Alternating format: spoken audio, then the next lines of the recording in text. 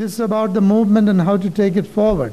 So it's not just about a budgetary number, but what we as citizens or groups would like to ask, would like to see done. So let me start with you, sir. I have only 2 or 3 points to make. All of the enlightened intellectuals and somewhat mildly critical audience in this hall are all, I would say, well convinced about the theories and the procedures and the programs of what we are all involved in. There is nothing to sell to us.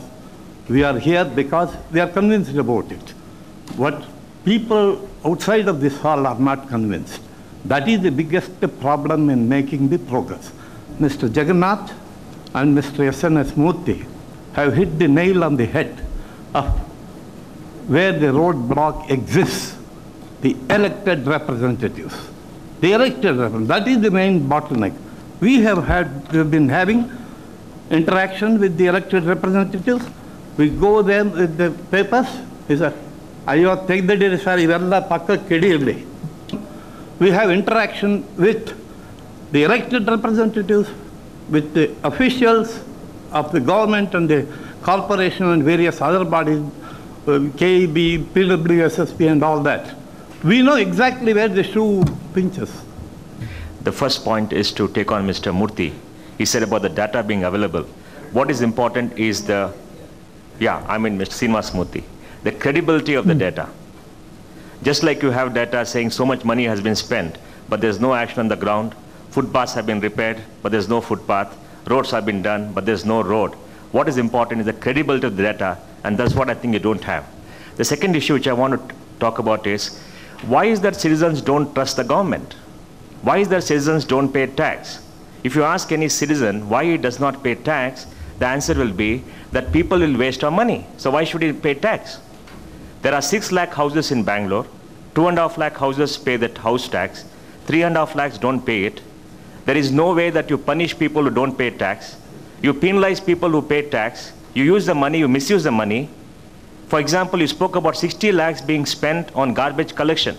The scam is going on 60 crores. Yeah. The scam is going on City of Bangalore. There's so many press reports about corporators, about contractors getting together to misuse the money. There is no tender offer. You are extending the thing. Where is your credibility? It's not the money that you spend, it's the credible effort. There are 2 questions that I have. One is the credibility of the data is very, very important. 2, how do you restore the trust of the citizen in the government? Right. How do you make sure that people come forward to pay tax? How do you make sure that good taxpayers are rewarded, people who do not pay tax are punished? This is a critical question. What some of you are saying is that we want to see what happens then, the effectiveness of the money. And that will take you to monitoring and so forth. That's another issue. As you said, maybe another movement is needed. But I think the point is well taken. ಮತ್ತು ಇನ್ನೊಂದು ನೀವು income ನೋಡಿದರೆ 500 ಕೋಟಿ income first ನಿಮ್ಮ revenue ರಿಸೀಟಲ್ಲಿದೆ. ಅದೇ ಥರ ಎಕ್ಸ್ಪೆಂಡಿಚರಲ್ಲಿ 305 ಕೋಟಿ ಇದೆ. ಆ 305 ಕೋಟಿನಲ್ಲಿ ಮೊದಲೇ ಫಸ್ಟ್ 1-2ಕ್ಕೆ ನೋಡಿ ಸ್ಯಾಲ್ರೀಸ್ ಆ್ಯಂಡ್ ಅಲೋವೆನ್ಸ್ ಪೆನ್ಷನ್ಗೆ ಎಷ್ಟೊಂದು ಹೋಗ್ತಾಯಿದೆ. ಸುಮಾರು 30-40% ಅಲ್ಲೇ ಜಾಸ್ತಿ ಆಗ್ತಾಯಿದೆ. ಅದನ್ನೇ ನೀವು ವೆಚ್ಚಕ್ಕೆ ಕಡಿವಾಣ ಹಾಕ್ತಕ್ಕದ್ದು, ಅದ್ರ ವೆಚ್ಚ ಕಡಿಮೆ ಮಾಡಬೇಕು ಒಂದು. ಮತ್ತು ಸಾಕಷ್ಟು ಪ್ರೂಫ್ ಬಗ್ಗೆ ನಾವೆಲ್ಲ ಕೇಳ್ತಾ ಇದ್ದೀವಿ. ಪಬ್ಲಿಕ್ ಡಿಬೇಟು ಆಗಿದೆ, ಪಾರದರ್ಶಕತೆ ಅಂತ ಹೇಳಿದ್ದಾರೆ, ಹೊಣೆಗಾರಿಕೆ ಅಂತ ಹೇಳಿದ್ದಾರೆ, ಬಾಯಿ ಅಂತ ಹೇಳಿದ್ದಾರೆ, ಸಾರ್ವಜನಿಕ ಹಣ ಪೋಲಾಗಿ ಬರೋದು ಅಂತ ಹೇಳಿದ್ದಾರೆ, ಒಂದು ಐತಿಹಾಸಿಕ ಕಾರ್ಯಕ್ರಮ ಅಂತೂ ಹೇಳಿದ್ದಾರೆ. ಆದರೆ ಬೆಂಗಳೂರು ಅಭ್ಯುದಯ ಯಾವಾಗ ಆಗ್ತದೆ? ನಾವೆಲ್ಲ ಸೇರಿಕೊಂಡು ಈ ಜನಪ್ರತಿನಿಧಿಗಳು, ಅಧಿಕಾರಿಗಳು ಮತ್ತು ಸಾರ್ವಜನಿಕರೆಲ್ಲ ಸೇರಿ ನಾವೊಂದು ಇದನ್ನು it will make it happen ಮಾಡೇ ಮಾಡ್ತೀವಿ ಅಂತ ಒಂದು ಭರವಸೆ, ಒಂದು ಆಶ್ವಾಸನೊಂದಿಗೆ ನಾವು ಇಲ್ಲಿಂದ ಹೋಗೋಣ. ಮತ್ತು ಶ್ರೀನಿವಾಸ ಮೂರ್ತಿಗಳು ಹೇಳಿದ್ದೇನೆಂತಂದರೆ 2 ತಿಂಗಳಿಗೆ ಬಜೆಟ್ ನಾನು ಪ್ರೆಸೆಂಟ್ ಮಾಡ್ತಾಯಿದ್ದೀನಿ, ಕೊಡ್ತೀನಿ ಅಂತ ಹೇಳಿದರು. ಇದನ್ನೇ ನೀವು ಸಾರ್ವಜನಿಕ ನಮ್ಮ ಕ್ಷೇಮಾಭಿವೃದ್ಧಿ ಸಂಘಕ್ಕೆ ನೀವು ನಮಗೆ 10 ರೂಪಾಯಿ 20 ರೂಪಾಯಿ ತೊಗೊಳ್ಳಿ, ದುಡ್ಡು ತೊಗೊಳ್ಳಿ, ನಾವು ಅದನ್ನು ಮತ್ತೆ ಪರಾಮರ್ಶೆ ಮಾಡಲಿಕ್ಕಾಗುತ್ತೆ. ದಯವಿಟ್ಟು ನಮಗೊಂದು ಕಾಪಿ ಕಳಿಸೋದು, ಅಥವಾ ನಾವು ಅಲ್ಲಿ ಬಂದು ತೊಗೋತೀವಿ. ಅದು ತೊಗೊಂಡ್ರೆ ನಮಗೆ ಮತ್ತೊಂದು ಕೇಳಲಿಕ್ಕೆ ನಮಗೆ ಅನುಕೂಲ ಆಗುತ್ತೆ, ಮತ್ತು ಸುಧಾರಣೆ ಮಾಡಲಿಕ್ಕೆ ನಾವು ಹೆಚ್ಚು ನಮಗೆ ಸಹಕಾರ ಮಾಡಲಿಕ್ಕೆ ಅನುಕೂಲ ಆಗುತ್ತೆ ಅಂತ ನಾನು ಕಲ್ಯಾಣ ನಗರದಿಂದ ಕರ್ವೀರ್ ಅಂತ ಜನರಲ್ ಸೆಕ್ರೆಟರಿ, ಪ್ರಧಾನ ಕಾರ್ಯದರ್ಶಿಯಾಗಿ 2 ಮಾತು ಹೇಳ್ತಾ ಇದ್ದೀನಿ. My name is Krishnaswamy, and K.S. Krishnaswamy, and I have 2 short questions. One is in the statement that is made available, whether it's 2 monthly or quarterly or whatever, it is important that it is articulate in the sense that people or given information in terms which they understand, rather than the budgetary terms that you use. The budgetary classifications may be very important for certain kinds of purposes, but for most people, they would like to know what has been spent on education, on public health, and under public health, as mentioned earlier, under different kinds of items, on roads, so on and so forth.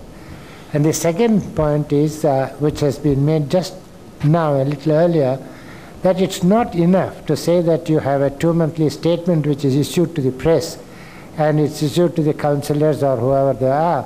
But what is important is that such statements receive publicity and reach the public. They should do a kind of analysis and translation of this in a language that people can understand. Going back to the earlier thing that I said about the budget analysis, we had at that time shown that this big education budget we are talking about, 95% was salaries.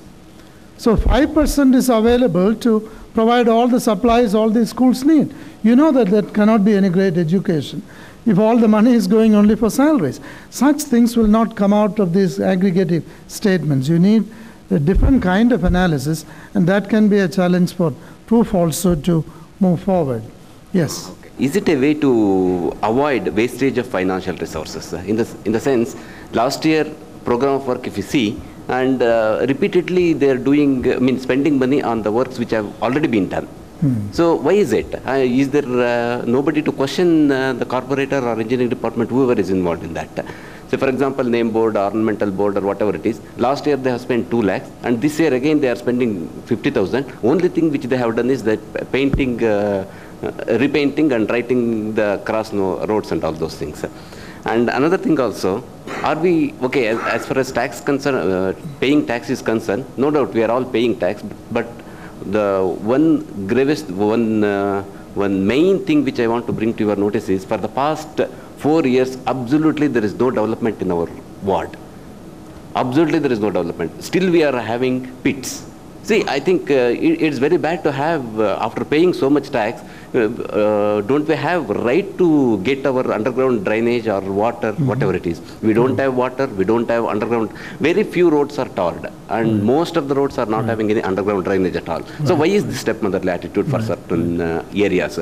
Who is responsible for that? Is it corporator, or your engineering department people, or BMP, or as a commissioner as a whole? Who is responsible? When are we going to get all the facilities? But again, for proof, the idea is that these are suggestions on how to move forward from the aggregative level to the more meaningful levels that people are demanding that be done. The chairman, in his explanation, he said we are coming up with a project. But the slums are not a problem of today or yesterday. It has been there in the city for so many days. Why is there nothing happening about it? The thing is, I guess we should get our priorities right. You are spending 25 crores in maintaining parks, but there is no money given to people living in conditions, I would say, not worthwhile living, and we don't pay attention to them. The problem with slums is that there are multiple agencies working on these things, so funding could come not only from BMP, some other source, but I think they are the best people to clarify, so let's give him a chance at the end. Yeah, I'll come this way, yes. The areas surrounding Kalaspalyam, including the AM Road, the Lalbagh Fort Road, and to some extent up to the Sirsi Circle, and including the Silver Jubilee Park. Why are these neglected? One, since my childhood, I am seeing these areas in the same state. I'm sure there will be other opportunities for meetings, and we should take them up. Just to conclude this part, and I'm going to ask then Narendra Babu to respond to whatever he can. ಬೆಂಗಳೂರಿನ ಐಎವಿಎದ ಪ್ರಗತಿಯ ಬಗ್ಗೆ ಸಮಾಲೋಚನೆ ಮತ್ತು ಅದರ ಬಗ್ಗೆ ಚರ್ಚೆ ಮಾಡಲಿಕ್ಕೆ ಸೇರಿರ್ತಕ್ಕಂಥದ್ದೇ ಒಂದು ದಾಖಲೆ ಅಂತ ಹೇಳಿ ನಾನು ಭಾವಿಸ್ತೇನೆ. I find a great change, lot of progress in Bangalore city as far as administration is concerned. I'm so proud, because I was discussing with Ramesh Ramanathan, and the inspiration of BATF and the FBASE, fund-based accounting system, what we introduced with our Corporation Joint Commissioner of Finance, Srihari, You know, it is a miraculous change we have done, and we have brought transparency. I don't know whether you accept it or not. First time in the history of Bangalore city, we have brought a Arthika Darpana at the ward level.